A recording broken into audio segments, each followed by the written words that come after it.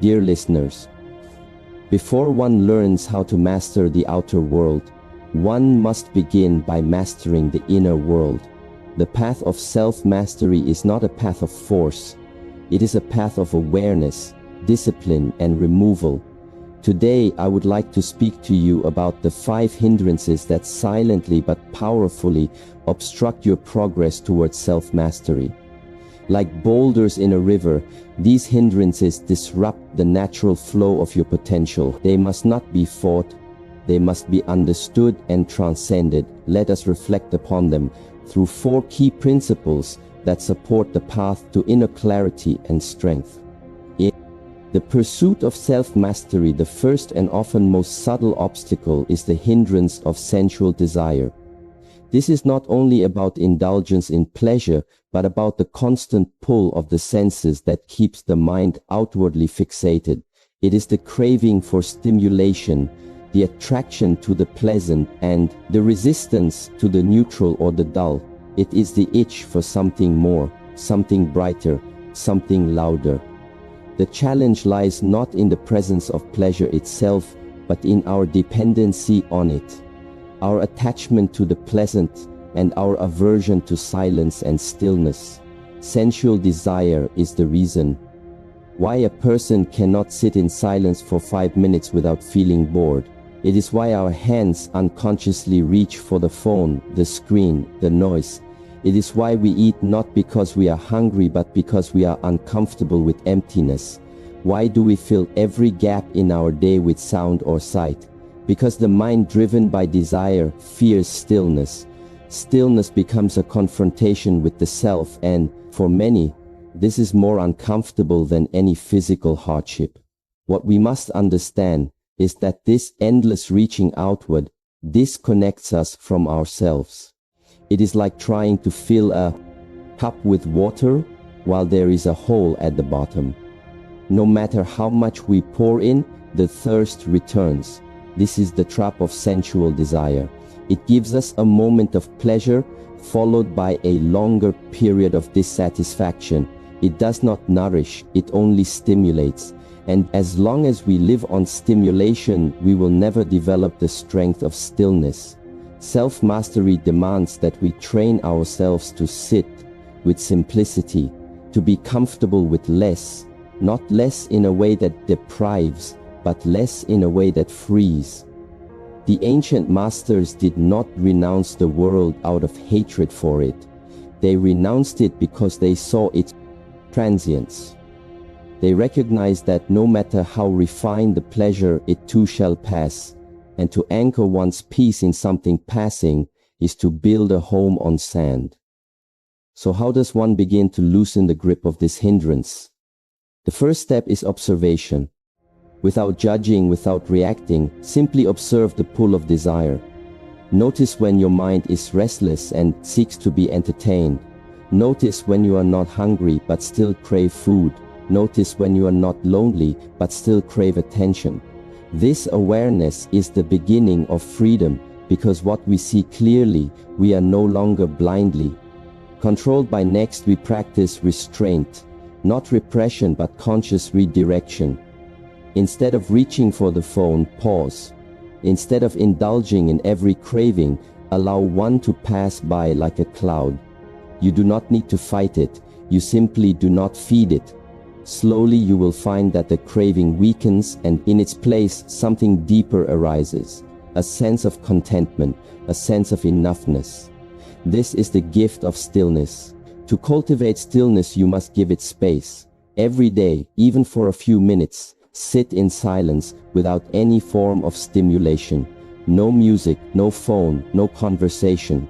Just your breath, your body and your mind. At first it will be uncomfortable because the mind, conditioned by years of stimulation, will rebel. It will tell you this is a waste of time. It will tell you you are missing out. But stay. Stay until the storm settles, until the mind, like muddy water, begins to clear. And in that clarity, you will notice a new kind of joy, not the sharp spike of pleasure, but the steady warmth of presence, the joy of being here without needing anything more, the joy of not escaping the moment, but fully inhabiting it. This is the strength that comes from stillness. It is not passive, it is not weak, it is powerful because it is rooted. There will always be temptations, there will always be distractions, but the difference is that now you are not a servant to them. You have tasted something higher, something more real, and once you do, the glitter of stimulation begins to lose its hold. The sugar becomes too sweet, the noise too loud, the drama too empty. Self-mastery is not a rejection of life's pleasures. It is a reordering of priorities. It is a commitment to choose clarity over confusion, depth over distraction, peace over pleasure when they come at the cost of your presence. You learn to enjoy without an attachment, to act without addiction, to participate without being possessed. And so the first hindrance begins to dissolve, not through force, but through understanding, not through denial, but through refinement. This is the way of the inner warrior, the one who fights no one, but wins the greatest battle of all, the battle within. The second hindrance to self-mastery is ill will, and this one often hides behind the mask of righteousness. It is the fire of anger, the tension of resentment, the coldness of silent judgment. It appears when things do not go our way, when people act against our expectations, when life presents us with discomfort and we choose to meet it with blame rather than understanding. Ill will is the emotional energy that seeks to separate, to push away, to dominate. It is a reaction that arises when we feel powerless, and instead of softening, we tighten. Instead of understanding, we control. But the deeper truth is this: control is an illusion. We cannot control people, we cannot control the world around us completely. The only thing truly within our reach is how we meet what arises within and around us. The illusion of control leads to frustration because the world does not move according to our preferences. Other people have their own paths, their own pain, their own conditioning. To expect them to align perfectly with our mind is not wisdom. It is arrogance masked as justice. Self-mastery requires that we replace control with compassion. Compassion is not a weakness, it is the greatest expression of strength, because it requires us to keep our heart open, even when it is easier to close it. Anger is easy, anyone can be angry. What is rare is to meet provocation with patience, to meet insult with silence, to meet hostility with understanding. This does not mean we become passive or allow harm. It means that even when we stand our ground, we do so from clarity, not from hatred. Ill will is not only harmful to others, it is poison to the one who carries it. The mind filled with resentment is like a room filled with smoke. No matter how pure the intentions, the vision becomes clouded. A single thought of hatred can disturb an entire day. A single word spoken in anger can damage a relationship for years. And what do we gain in return? Temporary satisfaction, perhaps, but at what cost? The heart becomes heavy, the mind becomes restless, and the path to self-mastery becomes hidden beneath emotional debris. To release ill will, we must first become aware of it. Most people carry subtle forms of anger they are not even conscious of. A slight toward a colleague, a bitterness toward a family member, a grudge buried deep from the past. We hold on to these feelings thinking they give us power. In truth, they make us prisoners. To see this clearly is the beginning of liberation. When the mind becomes quiet, when we sit in stillness, the old anger often surfaces. This is not a mistake, this is healing. The practice is not to push anger away, but to observe it without feeding it. Notice how it rises where it lives in the body, what thoughts it attaches to. Just watch it like a flame in a lantern. If you do not add more oil, it will flicker and fade. In this space of awareness, compassion naturally arises. Because when you see your own anger clearly, you begin to see the anger of others not as evil but as pain unprocessed. When someone hurts you, they are often acting from their own suffering. Their aggression is their weakness, not their power. This insight does not excuse harm, but it transforms your response.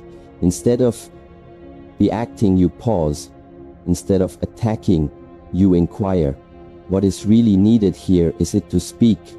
Is it to let go? Is it to step away? These choices become available only when the heart is not consumed by ill will. And the only way the heart becomes free is through repeated practice, through the cultivation of compassion as a living force, not a distant idea. To develop compassion, we can begin with ourselves. Notice how harshly we speak to our own mind when we make mistakes. Notice the impatience, the inner critic, the self-directed anger. This too is ill will, and it is often the root of how we treat others. If you cannot forgive yourself, your capacity to forgive others will always be limited. So speak gently to your own heart. Sit with your pain as you would sit with a friend. Offer your own mind the same kindness you long for from others, then extend this kindness outward, in small moments, in quiet ways. Listen without judgment, speak without blame, walk through life with the intention to understand more than to be understood. This is the way of compassion, not control. And from this space, real strength arises. Because nothing can disturb the one who no longer takes offense. Nothing can shake the one who no longer needs to win every battle. Compassion makes us invincible, not through domination, but through equanimity. The more you practice this, the more you will see ill will fading from your mind, not because the world changed, but because your way of seeing it did. The people who once angered you will still speak. The situations that once triggered you will still occur.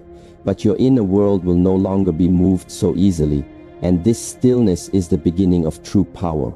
So as we continue the path of self-mastery, let us remember that the goal is not to control life but to live it wisely, and the wisest way to live is not with clenched fists, but with an open heart. The third hindrance on the path of self-mastery is sloth and torpor, and it is one of the most underestimated enemies of growth.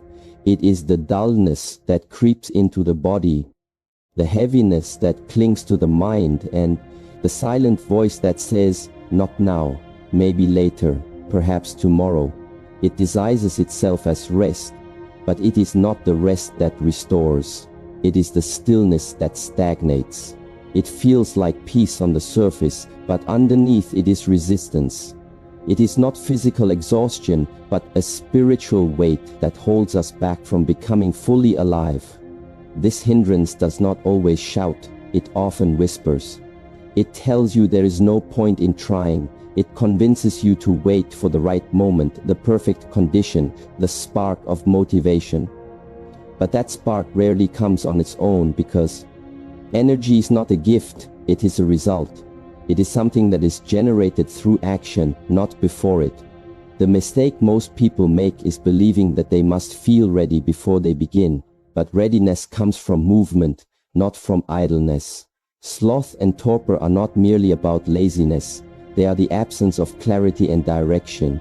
When a person wakes up without purpose, the mind has no reason to be sharp, the body has no reason to rise with strength, and so both fall into a dull rhythm, a kind of drifting existence. We begin to fill our days with minor distractions, small comforts, and meaningless routines, not because they nourish us, but because they require no effort and ask no questions. To overcome this hindrance, one must first awaken to it, become fully honest about the difference between true rest and subtle avoidance. True rest leaves you refreshed, avoidance leaves you more tired. Energy over excuses is not about forcing the body beyond its limits, but about refusing to be ruled by inertia. It means choosing movement over delay, intention over vagueness, action over passivity. The body and mind are connected, and one influences the other deeply. When the body is inactive, the mind becomes cloudy. When the body is heavy, the spirit begins to sink. So one of the most powerful ways to clear sloth and torpor is to start with the body. Stand up, move, breathe deeply, stretch with awareness, walk with purpose. Each time you move your body with intention, you signal to your mind that you are present and engaged. In our training, we emphasize discipline, not to punish, but to awaken.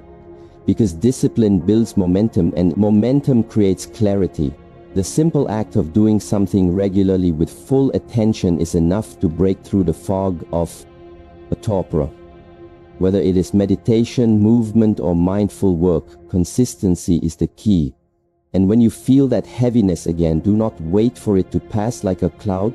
You must walk through it, step by step, breath by breath, until you emerge on the other side.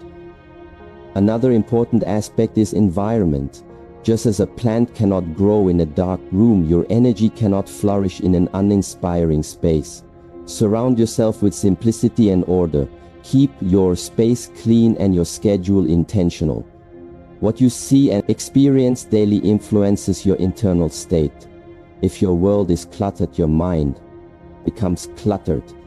If your life lacks rhythm, your energy has nowhere to flow. Also, be mindful of the company you keep. If you spend time with those who normalize excuse and stagnation, you will slowly begin to absorb the same attitude. Instead, choose to be around those who challenge you to grow, who hold you accountable, who speak from clarity, not from comfort. Their energy will lift yours even without words. And finally, observe your inner language. What do you tell yourself when you feel uninspired? Do you say, "I cannot do this," or "I will begin now"? Do you wait for conditions to change? Or do you change your position in this moment? The thoughts we repeat become the beliefs we live by. If you believe you are weak, you will act weakly. If you believe that energy is something you create, you will rise again and again, even when tired, even when uncertain. It is also helpful to reflect on your deeper reason, your why. Without purpose, energy has no direction, and without direction, it dissolves into distraction. Ask yourself, why do I train? Why do I grow? What do I serve with this life? These questions are like sparks, and when you hold them close, they ignite the fire within you. There will be days when you do not feel like moving, days when the mind feels clouded and the body feels unwilling. But those days are the most important days to show up, because it is not difficult to act when we feel good. The real transformation happens when we act despite not feeling ready. That is how energy is cultivated, through commitment, through movement, through presence. And as you begin to live this way, you will notice something changing. The heaviness lifts more quickly, the mind clears more easily, the excuses lose their strength. Because you have stopped waiting for motivation, and instead you have become the source of it. So let us remember that energy is not given, it is earned through daily action, through conscious choices, and through the courage to face our own resistance. And in doing so, we do not only rise above sloth and torpor, we begin to live with a lightness and strength that no external condition can take away. On the path of self-mastery, one of the most deceiving obstacles is the heaviness that quietly takes root within us. The dulling of the mind, the slackening of the spirit, the slow drag of the body. Not due to real tiredness, but due to a loss of inner fire. This is the hindrance of sloth and torpor, and it does not always arrive with noise. It often enters silently. It settles slowly, making us believe we are simply resting, when in fact we are avoiding the work of becoming. Sloth and torpor are not laziness in the common sense. They are deeper, more subtle. They are the lack of energy, not from exhaustion, but from disconnection. A person can sleep long hours and still wake up heavy, not because the body needed more sleep, but because the spirit has not been stirred to life. The energy that awakens clarity, purpose, discipline does not come from sleep alone. It comes from alignment and action. The more we wait to feel ready, the more we sink into passivity. Waiting becomes the excuse and energy slips further away. Energy is a result, not a condition. It is born from movement and direction, not from sitting still and hoping for change. Self-mastery does not ask for perfection, it asks for consistency. To feel heavy and act anyway, to feel uninspired and still take one step. This is the discipline that dissolves this hindrance. It begins the moment we stop justifying our delay and start moving with whatever we have, however small the effort. Sloth, torpor often come with stories. The inner voice that says, "Not today, maybe later, I am not in the right mood, or this is not the right time." These thoughts seem harmless, but they feed the very state we are trying to escape. It is not the thought itself that binds us, it is believing in it, following it, giving it power. The mind will always prefer comfort to discomfort, but growth does not come from comfort. It comes from pressure, not overwhelming force, but the steady discipline of showing up again and again. When the mind is dull and the body resists, the most powerful action is the smallest one done with full attention. Stand up, breathe deeply, move your body with purpose, not for the sake of exercise alone, but to awaken the energy that lies dormant within. Even the simple act of stretching the arms, walking in silence, or sitting upright can shift the entire internal state. The body and the mind are deeply connected, and the posture of the body becomes the posture of the spirit. To live with energy is not to avoid rest, it is to rest with awareness. To act with clarity, to move with intention. Sloth steals time not because it takes hours away, but because it steals the life inside those hours. It turns days into repetitions, moments into dull shadows. But with awareness and discipline, we turn that around. One breath at a time, one action at a time. Another aspect to recognize is that this hindrance thrives in confusion. When you do not know what you are doing or why you are doing it, your energy scatters. Clarity is power. When you rise in the morning with clear purpose, when your steps are guided by intention, your mind becomes sharp and your body follows. So take time each day to reflect on why you walk this path. Why you seek self-mastery. What do you serve? What is your deeper reason? Because when your why is clear, your energy has a direction. And where there is direction, there is less room for stagnation. This energy is not something magical. It is something we train like a muscle. The more we use it, the stronger it gets. And the less we use it, the more it fades. Training the mind to stay awake requires routine but not mechanical repetition. It requires presence. Do your practices with full attention. Eat with mindfulness. Speak with clarity. Move with awareness. Slowly the fog of torpor begins to lift, and in its place the light of presence returns. Be mindful also what you feed your senses. A distracted mind is more likely to fall into this dull state because it is constantly pulled in many directions. Create a space around you that supports discipline, not temptation. Simplicity is not only an external choice, it is an internal one. Let your space reflect your intention, and your energy will begin to mirror it. There will always be moments when you feel low, when nothing inside you wants to rise. In those moments, do not wait for motivation. Do something small. Stand tall. Drink water. Take a few conscious breaths. The moment you act, the energy begins to return. This is the law of movement. The hardest step is the first, and once that is taken, the rest will follow more easily. Sloth and torpor are not defeated in one grand gesture. They are worn down by quiet perseverance. They lose their grip when you stop negotiating with them, when you stop making excuses and simply begin. With every step you take, Despite the heaviness, you send a message to your mind that you are in control, that your purpose is greater than your mood, and through this quiet battle fought daily, with breath, with movement, with discipline, you begin to awaken a force that no longer depends on conditions. You become a source of energy rather than a seeker of it, and this is what makes you unshakable.